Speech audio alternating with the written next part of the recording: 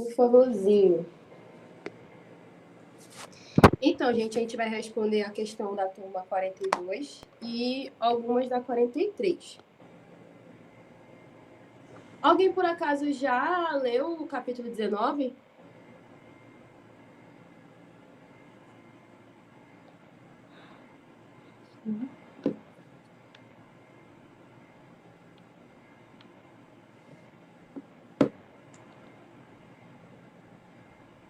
Porque, gente, a prova da nossa turma foi só o capítulo 19. Foi basicamente 19 e córtex. Vocês vão ver aqui. Essa aqui é a questão 11 na nossa prova. Nossa prova teve 20 questões, só que ele dividiu por ordem alfabética. Então, cada pessoa ficou com 5 questões. Foi na hora da aleatoriedade mesmo. Então, vamos lá. Paciente masculino de 73 anos é levado à consulta por familiares. E relata quadro... Eita.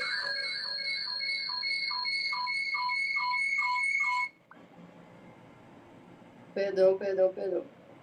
E relata quadro com perda de diversas sensibilidades e motricidade. Refere que iniciou com dor e, posteriormente, foram surgindo os déficits. Leva consigo uma ressonância magnética em mãos que mostra a tumoração que cresce do centro da medula, levando a compressão de dentro para fora. O médico fez o diagnóstico para a síndrome de compressão da medula. Beleza. No caso aqui, gente, a maioria das nossas questões, ele já deu o diagnóstico e ele queria que a gente explicasse quais sintomas que a pessoa ia ter e explicar a anatomia disso.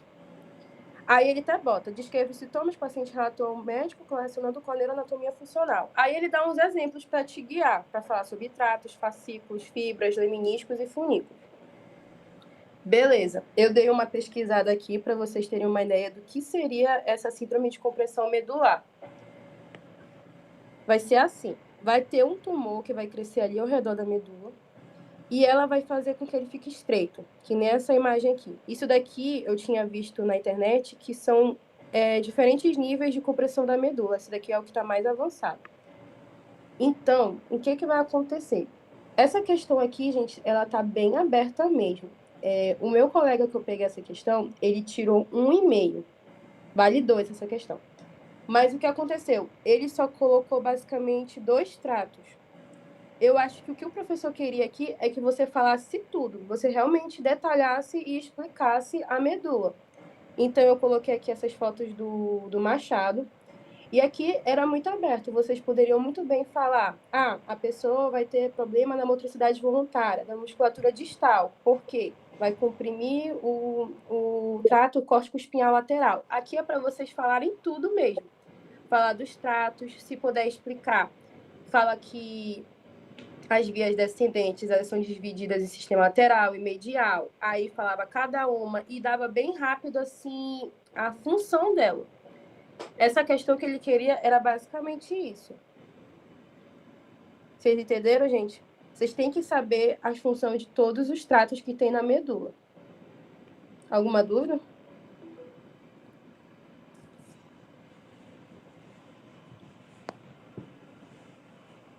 Então, para a próxima questão. A outra que teve foi a paciente feminina de 67 anos, da entrada na sala de emergência do pronto-socorro com sintomas sugestivos de AVE, acidente vascular isquêmico. É isso mesmo, né, amiga? Amanda, é isquêmico, né?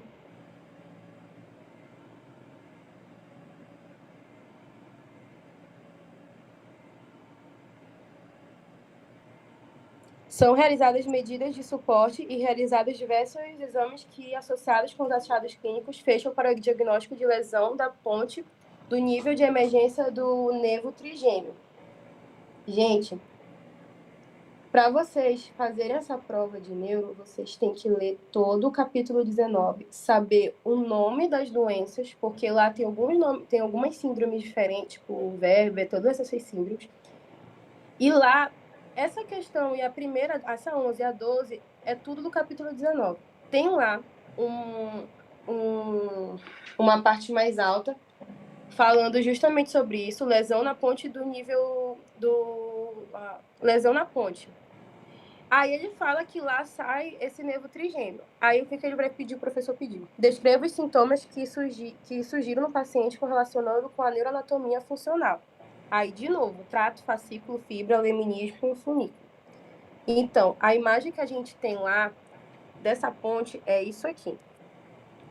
Nesse caso dele, a lesão vai ser bem aqui e vai fazer com que a pessoa tenha uma lesão no trato córtico-espinhal e também no nervo trigêmeo, que foi a dica que ele já deu. Ele disse que tá ali no nervo trigêmeo. Então, a outra coisa que você tinha que saber é que passava o trato córtico-espinhal.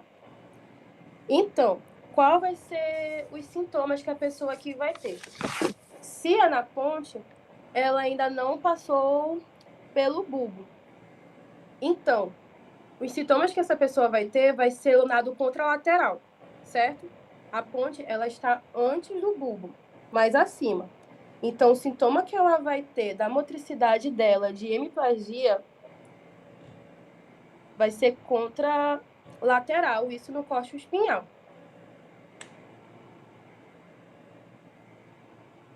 Outra coisa também que está mostrando lá no Machado, nesse nível aí, é que se a lesão ela for no nível maior, bem aqui ela vai pegar no leminisco medial. E o leminisco medial, ele é o quê? É a união dos funículos grácil e do fascículo grácil e do cuneiforme. Só que tudo isso, elas só se cruzam no bulbo. Então, na mesma situação vai ser eles. Eles vão ter o sintoma contralateral no corpo. Entendeu? Ela vai perder toda a sensibilidade, todas as funções do fascículo grácil e do cuneiforme vai ser no contralateral, tanto no córtico espinhal quanto no leminisco medial. E também ele vai ter os sintomas do nervo trigêmeo, né? Ela vai sentir... Ele vai perder o quê? A parte sensitiva. E nesse caso aqui é ipsilateral da face. E a motora dos músculos da mastigação. Tudo isso daqui do nível trigêmeo vai ser ipsilateral. Agora, do córtico espinhal e do leminisco, ele vai ser contralateral. Tá tudo bem, gente? Tudo sim. Então, próxima questão. Essa daqui eu acho que foi a mais chata, porque ele não te deu nenhuma noção do que ele estava querendo. É o que? Paciente pediátrico é levado pelos pais à consulta devido a sintomas que surgiram no decorrer de uma semana. Leva uma ressonância de crânio que mostra tumoração na topografia do teto do quarto ventrículo, que comprime o nódulo e o pendúculo do flóculo. Descreva quais sintomas que o paciente apresentava na consulta correlacionando com a neuroanatomia. Gente, isso aqui realmente teria que saber direitinho o que passa por aí. Nesse caso, o fascículo que passa aí, que vai ser comprimido por esse tumor, vai ser o fascículo vertíbulo cerebelo. Eu fui atrás lá do Machado e ele fala justamente isso, que o fascículo vestíbulo do cerebelo, ele passa no lobo, nódulo, flóculo. Flóculo nodular, alguma coisa assim. Flóculo nodular, o nome. Então, é ele que vai ser comprimido. Aí ele vai querer o quê? Os sintomas, que vai apresentar a correção com a anatomia. Então, a foto que tem lá no Machado é essa aqui. Onde que o quarto ventrículo fica? Só o que eu boto na minha cabeça é que ele fica anterior ao cerebelo. Então, bem aqui assim, era para ser o quarto ventrículo, que no caso tá a tumoração. Essa aqui é a foto que tem no Machado. Aí eu fui atrás de uma foto normal, aqui na internet, que é bem aqui o quarto ventrículo, que no caso aqui já não vai ter. E aqui é uma foto mostrando todas as coisinhas. Então, gente, o que é que acontece? A função do quarto ventrículo, o que ele faz? Ele vai pegar todo o líquido cefalorraquidiano que vai estar no ventrículo, no terceiro ventrículo, e ele vai levar... E o quarto ventrículo ele é meio que um caminho para a medula espinhal. Então, quando acontece também, um dos sintomas que essa pessoa vai ter, por estar bloqueando essa passagem, vai ser cefaleia, vai ter problemas de vômito, ela vai ter tudo isso. E como que tá bloqueando esse percurso, vai aumentar. E por que essa cefaleia? Porque vai ocorrer um aumento da pressão intracraniana. Já que esse líquido não está conseguindo sair aqui do crânio, vai aumentar a pressão e essa pessoa sentir muita dor de cabeça. Seria essa a explicação da cefaleia. Aí tá, o que acontece? Ela vai estar bloqueando o fascículo vestíbulo cerebelo. Vocês se lembram lá do nervo vestíbulo coclear? Que é o... Agora esqueci, eu acho que é o 8º. Não lembro direito. Mas o vestíbulo, ele basicamente ele é responsável no nosso corpo pelo equilíbrio. É essa a função dele primordial. Então, eu sempre tento lembrar do percurso que está fazendo. Se está indo do vestíbulo para o cerebelo, ele está levando informações como é que está o nosso equilíbrio. Por exemplo, lá no vestíbulo, ele vai fazer todo aquele negócio que tem, vocês vão aprender em fisiologia, que tem um líquido, que esse líquido ele fica de um jeito para mostrar como é que está o nosso corpo ali no ambiente, para conseguir enviar para o nosso cerebelo e ele organizar os movimentos que a gente tem que fazer para ter equilíbrio. Só que aí, no caso, esse trato, ele vai estar lesado. Aí, o que vai acontecer? O cerebelo, ele não vai receber informação nenhuma de como é que está o equilíbrio dessa pessoa. Então, essa pessoa, ela vai achar que ela não tá firme. Então, características visíveis de uma pessoa que está assim, ela tá com as pernas afastadas uma da outra. Ela vai estar com andar como se ela fosse de uma pessoa bêbada, toda hora perdendo equilíbrio. O que mais? Esse negócio de movimento irregular da perna tem um nome, que é ataxia. A base dela vai estar larga, que é isso das pernas. Só não vai ter dificuldade, gente, de se movimentar quando ela está deitada, porque os outros tratos vão conseguir mostrar mais ou menos como é que ela está. Mas em pé, ela vai perder totalmente o equilíbrio, ela não vai estar firme. Aí também tem uma anatomia que explica isso direitinho, que eu vou aqui falar para vocês, que é assim, o vestíbulo cerebelo, ele se liga em 2 núcleos que vai ter lá, o núcleo vestibular medial e o lateral. O núcleo vestibular lateral, ele vai controlar tanto o vestíbulo espinhal lateral quanto o medial. Gente, vocês têm que pensar o seguinte, vai sair do vestíbulo essa informação de como está o equilíbrio da pessoa e vai chegar para o cerebelo. O cerebelo ele vai pensar em tudo que está acontecendo e vai mandar para os tratos espinhais para você fazer todos os movimentos. Vocês entendem isso? Sai do vestíbulo, vai para o cerebelo e o cerebelo vai mandar para a espinha, que no caso seria o quê? O vestíbulo espinhal. Pode ver, o vestíbulo espinhal é o que faz a parte motora já do equilíbrio, que tem todo aquele negócio de manter o equilíbrio axial da musculatura e a dos membros. Então, aqui nessa questão, vocês teriam que explicar como que afetaria o movimento da pessoa. Vocês teriam que falar desses núcleos que o vestíbulo cerebelo ele comanda, que ele manda essas informações para ele, que eles não vão receber essas informações, então eles vão mandar para o vestíbulo espinhal lateral medial para tentar ajeitar a postura dessa pessoa. Aí essa pessoa vai ter a marcha da base larga, vai estar com os movimentos irregulares da perna, que seria a ataxia, tanto com o olho fechado como aberto. A pessoa não tem noção, ela tá vendo como ela tá, mas ela acha que ela tá caindo. É literalmente, basicamente, uma pessoa bêbada andando. Vocês entenderam, gente?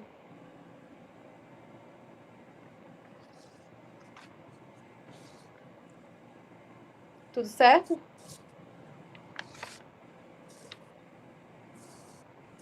Tá bom, vou passar. Gente, uma dica para as questões de vestíbulo cerebelo porque quase sempre é mais comum em criança, né? Então, quando vier assim, paciente pediátrico, não sei o que lá, provavelmente é a síndrome do vestíbulo cerebelo. Ele até fala lá no Machado, acho que é até 10 anos de idade, se não tô enganado. Teve alguma coisa de idade mesmo. Mas nenhuma dúvida, né, gente? Tá bom, vou continuar. Vamos lá. As lesões do mesencéfalo são ricas em sintomas. Marque verdadeiro ou falso na alternativa a seguir.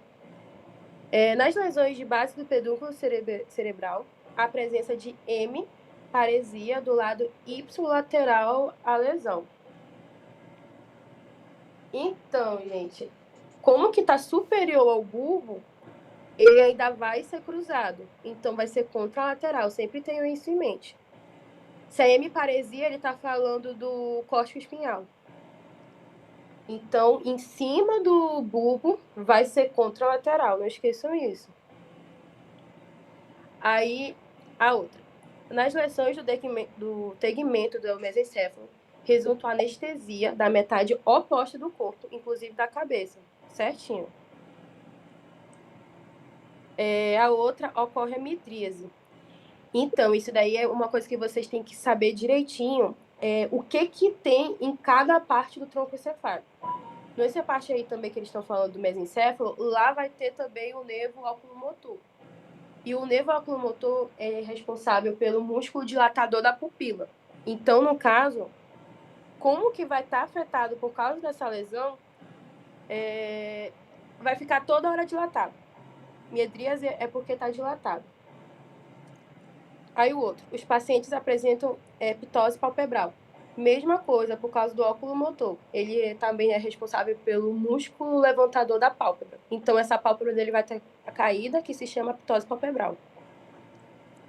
Alguma dúvida?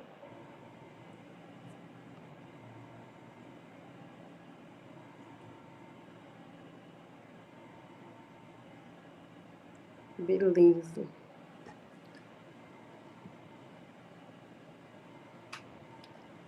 A 15. O córtex cerebral é a área mais sofisticada no mundo do sistema nervoso central. Marque verdadeiro ou falso nas alternativas a seguir. Gente, eu me lembro que eu fiquei muito triste com essa questão, porque eu jurava que não ia cair nada de córtex. E na minha prova caiu segunda área degustativa, gente. Eu não sabia nem a primeira, imagina a segunda.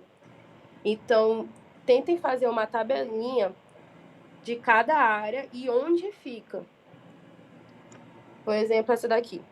A área motora primária está localizada no giro pré-central do lobo frontal. Tranquilo, né? Isso daí é coisa de anatomia 1. Eu sempre decorava assim, que tem o sulco central, né? Aí a gente primeiro bate e depois a gente sente. Então, antes do sulco central é a parte da motricidade e o pós-central é o sensitivo. Primeiro bate e depois a gente sente.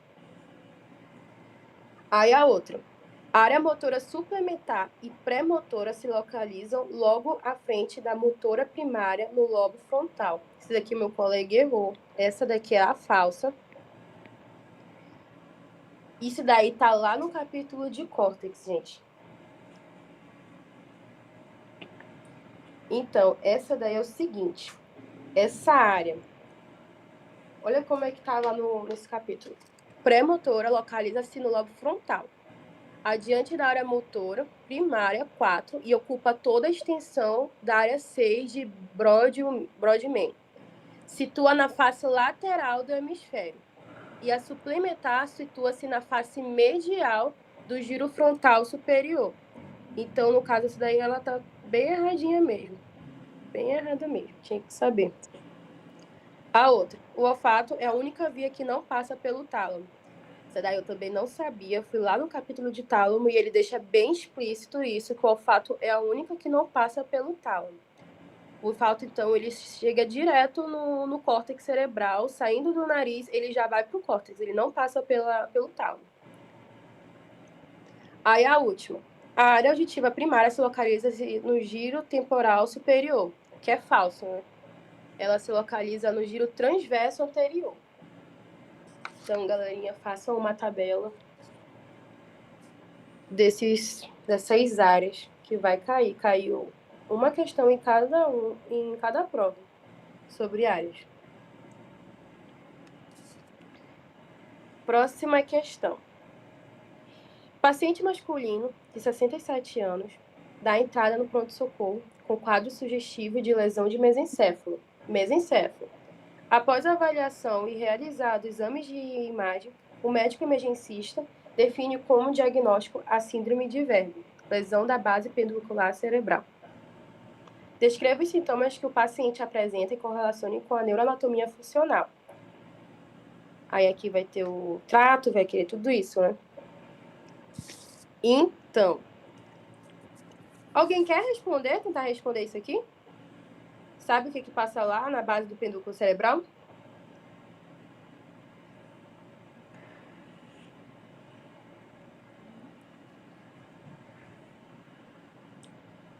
Beleza. Então, gente, aqui vai ter uma imagem.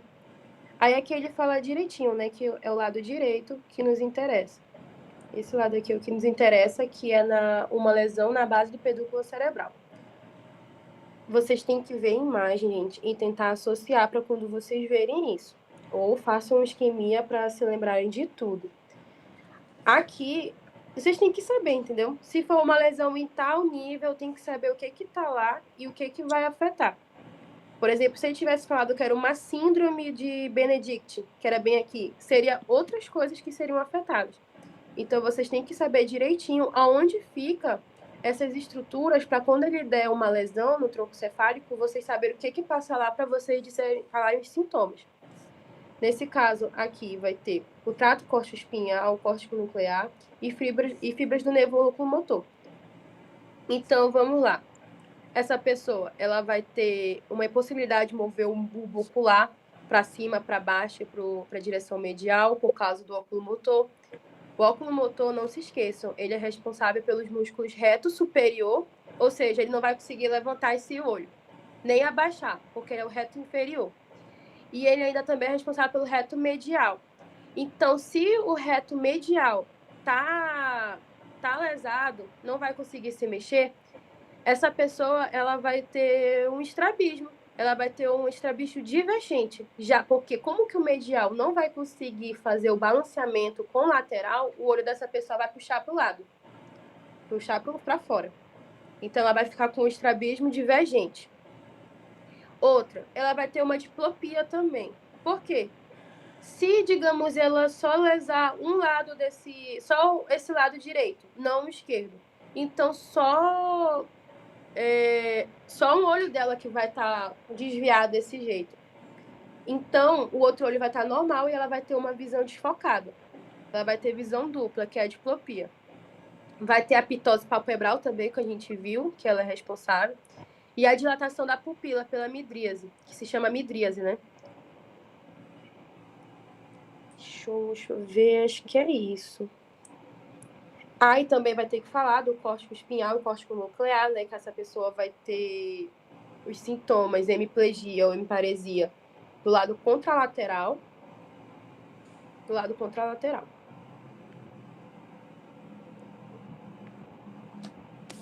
Isso, galerinha. Para a próxima questão.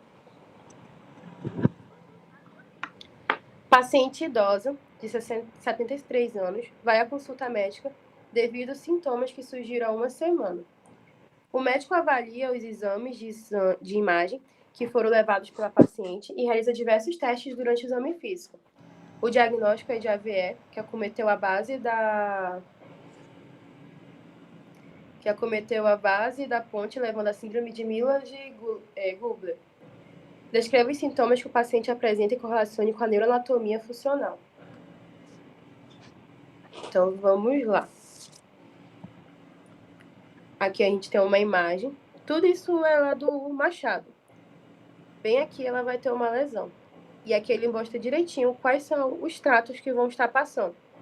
No caso, vai ser o nervo abducente e o nervo facial. Então, vamos lá. Ele vai querer que você fale quais são os sintomas. E aqui também, gente, vai ter a danificação do trato córtico-espinhal. Vai ser esses três, que lá ele dava principalmente. Então, se a pessoa tá com uma lesão no nervo abducente, qual é a responsabilidade dele? É a inervação do reto lateral. Se esse reto lateral ele não vai estar inervado corretamente, o olho dessa pessoa ele vai para medial, porque o medial vai estar puxando ele. Então, no caso, um dos sintomas que essa pessoa vai ter vai ser estrabismo convergente. Outro sintoma que ela vai ter, do nervo facial. Eu estava até procurando saber direitinho qual foi o local, assim, se a pessoa, se foi no... Se a danificação desse nervo facial era na parte periférica ou será na central, mas eu vi é na periférica. Se é na periférica, ele vai ter toda a face dele, de um lado, lesado. Tem um capítulo que fala sobre isso. Essa lesão aqui vai ser periférica. Todo um lado do rosto dele, ele vai perder a musculatura, a mímica da musculatura. Vai ficar com a face, com o rosto meio caído. E também vai ter a danificação do trato córtico-espinhal, fazendo com que, como que isso ainda é na ponte, vai ser no lado contralateral, porque a ponte vem antes do bulbo. Deixa eu ver se eu esqueci alguma coisa. É isso. Ah, e o facial, gente, ele é ipsilateral. Já que é na parte periférica, então todo esse ladinho aqui tem um desenho. Poxa, eu esqueci de pôr. Tem um desenho. É porque bem aqui assim vai ter um compartilhamento de fibras. Ocorre um compartilhamento de fibras desse jeito. Então, quando a pessoa danifica bem aqui, ela vai ter uma parte aqui que ela não vai sentir, só essa parte, porque esse lado aqui vai conseguir compensar. Mas como foi a periférica que se danificou, então ela não vai sentir todo um lado da face. Isso daqui, se fosse aqui em cima, seria a lesão central do nervo facial. Aí ela só sente só uma parte, ela perde a movimentação. Tudo bem? Alguma dúvida, gente?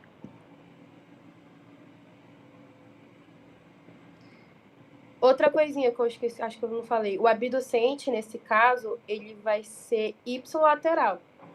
Tanto o facial quanto o abducente. Ipsilateral. Só o córtico espinhal que vai ser contralateral. Beleza?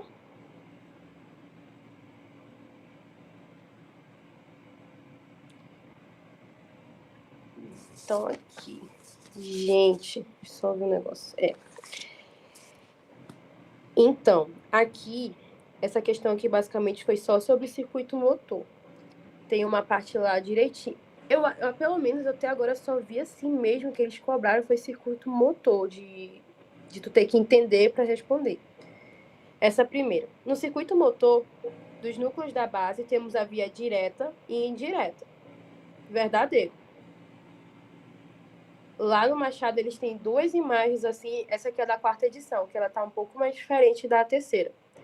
Vai ter lá a via direta e indireta. Já eu vou tentar dar uma explicada para vocês. No circuito pré-frontal, ventromedial tem função de manutenção da atenção e supressão do comportamento socialmente indesejado. Isso aqui, gente, tem um capítulo bem legal, tem uma parte bem legal que fala sobre isso, que ele dá um exemplo de uma pessoa que teve um trauma na parte frontal da cabeça dela, que ela meio que perde esse circuito. E o que acontece com essa pessoa? Ela começa a ter comportamentos que não é socialmente aceitos. Ele dá até um exemplo de, por exemplo, o que essa pessoa tem vontade de fazer, ela faz na hora. Por exemplo, tá no meio de todo mundo, ela tem vontade de defecar. Ela vai, se abaixa e caga. Ela não tem mais noção de comportamento, o que tem que fazer ou não. Ela também não tem atenção. Fizeram, nesse livro também eles falam, na 4ª edição, que fizeram isso com os macacos para ver quais seriam as reações, e eles perdem totalmente aprendizado, não conseguem fazer coisas que eles faziam antes, porque ele também é responsável pela memória. Aí essa outra. A via direta facilita o início do movimento, enquanto a indireta pode frear ou suavizar o movimento. Tá certo, é isso mesmo. A direta é justamente para começar o movimento e a indireta é para poder parar o movimento. O neurotransmissor do sistema subsidiário é a dopamina, que ora excita e ora inibe o neoestriado. Tá certo. Esse neoestriado aqui que ele está falando é o putame. Na 3ª edição, a imagem que tem lá disso aqui, ele bota putame. Aqui na 4ª, ele já mudou para neoestriado. Gente, eu vou tentar explicar um pouquinho isso aqui para vocês do circuito motor. Antes eu olhava esses sinais e eu não entendia muito bem o que estava acontecendo. Aí eu pesquisei um vídeo que fala o que cada um dessas coisinhas aqui faz. O que é que o córtex faz? O córtex, o tálamo. Cadê? O córtex, o tálamo. E o subtálamo, tá bem aqui? O subtálamo participa da via indireta. Ele tem a responsabilidade excitatória. Então, ele ativa alguma coisa. E o outro, o neostriado, pálido medial, o neostriado ou putame, o pálido medial e o pálido lateral, ele tem a função de inibir. Então, vamos lá. Aqui vai ser o seguinte na via direta. O neostriado, ele vai inibir o pálido medial. Bem aqui, eu até coloquei. Ele inibe. O neostriado vai inibir o pálido medial. E esse pálido medial inibido... Rapidinho, gente. Ele inibido, ele não consegue inibir o tálamo. Já que pode ver aqui, ó. Coloquei aqui. O pálido medial, ele inibe. Então, quando o neostriado inibe o pálido medial não consegue inibir o tálamo. Então, o tálamo, ele fica ativado. E o tálamo ativado, ele vai excitar o córtex. E o córtex neostriado, isso aqui vira um ciclo vicioso. Isso aqui, gente, é para ativar o início do movimento. É isso aqui que acontece para que a gente consiga fazer o movimento. E a substância negra, ele também libera a dopamina. Isso daqui faz essa manutenção. Ele continua levando isso aqui adiante. Então, o neostriado, ele vai inibir o pálido medial. O pálido inibido não consegue inibir o tálamo. Então, o tálamo, ele é ativado, nesse caso, e vai excitar o córtex. E assim ocorre o movimento. Já na via indireta, é um pouquinho diferente. A via indireta, o que acontece? Vai começar aqui pelo subtálamo, segundo o Machado da quarta edição. O subtálamo, a função dele é excitatória. Então, ele vai ativar o pálido medial. E a função do pálido medial é o quê? É inibir. Então, o pálido medial ativado vai inibir o tálamo. E o tálamo inibido, ele não consegue ativar o córtex.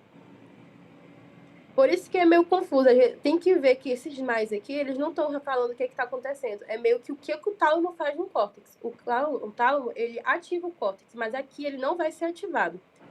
Porque o pálido medial, ele está ativado, então ele inibe o tálamo, e o tálamo não consegue ativar o córtex. Então, o córtex, ele está inibido, né? E ele não consegue ativar o neostriado. E isso aqui faz com que ocorra a diminuição ou o freamento do movimento. Aí, o que acontece? Existe uma forma de fazer uma manutenção disso daqui, que é através da substância negra, que vai liberar a dopamina 2. Aí, o que a dopamina faz? Essa dopamina, ela vai inibir o neostriado. E esse neostriado, qual é a função dele? É inibir. Então, o neostriado, ele não vai conseguir... Ele não vai conseguir inibir o pálido lateral. Então, o pálido lateral, ele vai se ativar. Repetindo. A substância aqui negra vai liberar a dopamina, que vai inibir o neostriado. O neostriado inibido não consegue inibir o pálido lateral. Então, o pálido lateral, ele vai se ativar. Ele está agora ligado. E a função do pálido lateral é o quê? Inibir. Então, ele vai inibir o subtálamo. O subtálamo inibido, ele não consegue ativar o pálido medial. Então, esse daqui vai estar desligado. E ele não consegue ligar esse. Então, esse daqui, ele agora vai estar inibido. Ele não está ligado. E como ele não está ligado, ele não consegue inibir o tálamo. Então, agora o tálamo está ativado. O que vai ativar o córtex e assim vai ocorrer o movimento novamente. Isso daqui, gente, ele é necessário para quê? Para que a gente consiga fazer esse movimento. A gente quer parar, começar, tudo isso. Quando uma pessoa tá com problema na dopamina, ela não, que são no caso do Parkinson, essa pessoa ela tem um déficit de dopamina. Então, o que acontece? Tudo que ela faz, eu acho, tudo que ela faz, ela não consegue fazer com calma, ela tem esses tremores, porque não tem esse controle, essa manutenção do movimento dela. Essa via aqui que é responsável para que, caso tenha algum problema, a pessoa ocorra um Parkinson. Então, a pessoa com Parkinson, ela fica tendo esses movimentos mais exagerados, ou então ela tem esses tremores, né? Deixa eu ver mais uma coisa. Alguma dúvida, gente, nisso aqui? Do circuito motor? Não? Tá bom. 19. Tá. Paciente jovem de 22 anos, após traumatismo craniano devido à colisão de motocicleta com muro, evolui com mudança de personalidade, se tornando agressivo e adotando comportamento não adequado socialmente em ambientes que antes tinha postura exemplar. O paciente é diagnosticado com lesão permanente do lobo frontal. Isso daqui é aquela alternativa que a gente tinha visto bem aqui, que é a manutenção de atenção e supressão de comportamentos socialmente indesejados.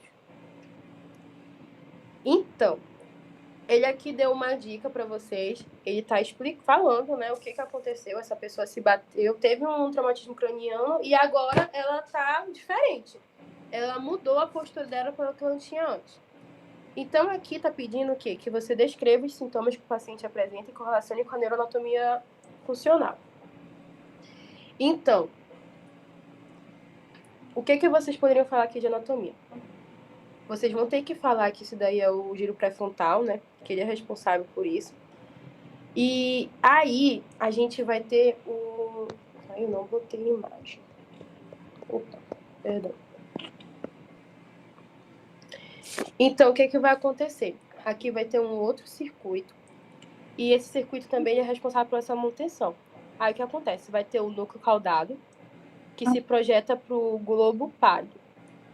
Aí, esse vai fazer o quê? Vai seguir para o núcleo dorsomedial do tálamo para se projetar para a área pré-frontal do óbito frontal, fechando o circuito. Isso daqui, gente, é um circuito que faz essa manutenção do comportamento da pessoa, fazendo com que ela não se torne socialmente indesejada.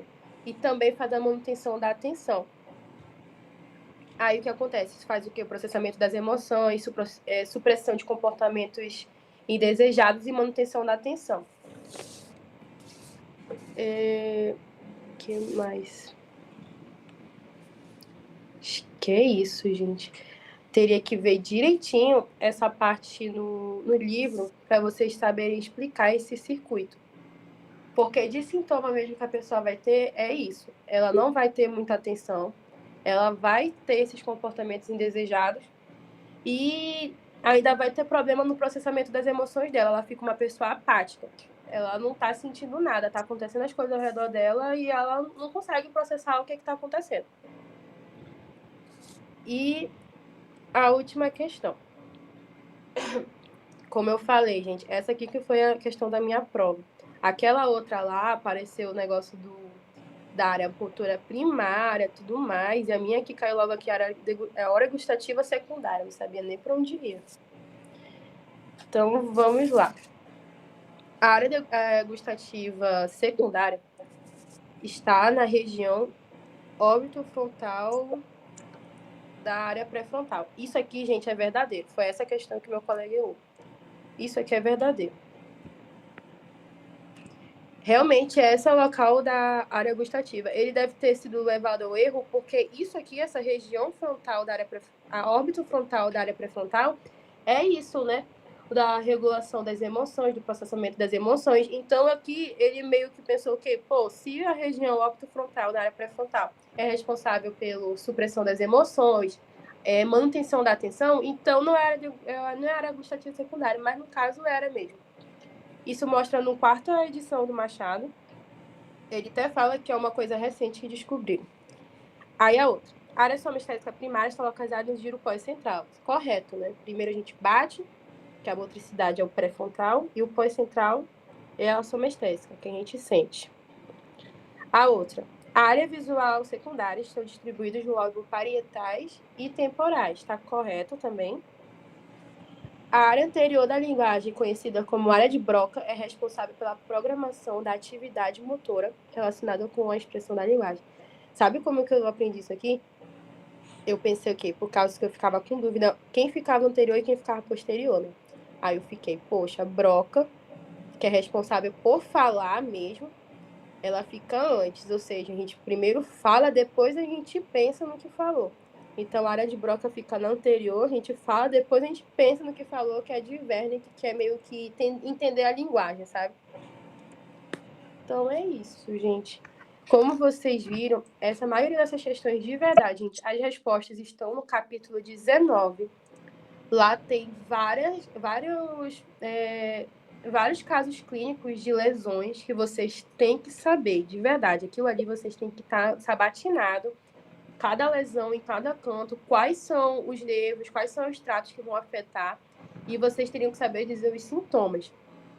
Também dei uma olhada novamente, né, que isso é uma coisa que a gente vê na TUM, nos córtex, as áreas onde ficam, e, se possível, tentem ver esses circuitos. O principal é o circuito motor, que provavelmente vai cair de novo. Então é isso, gente. Alguma dúvida?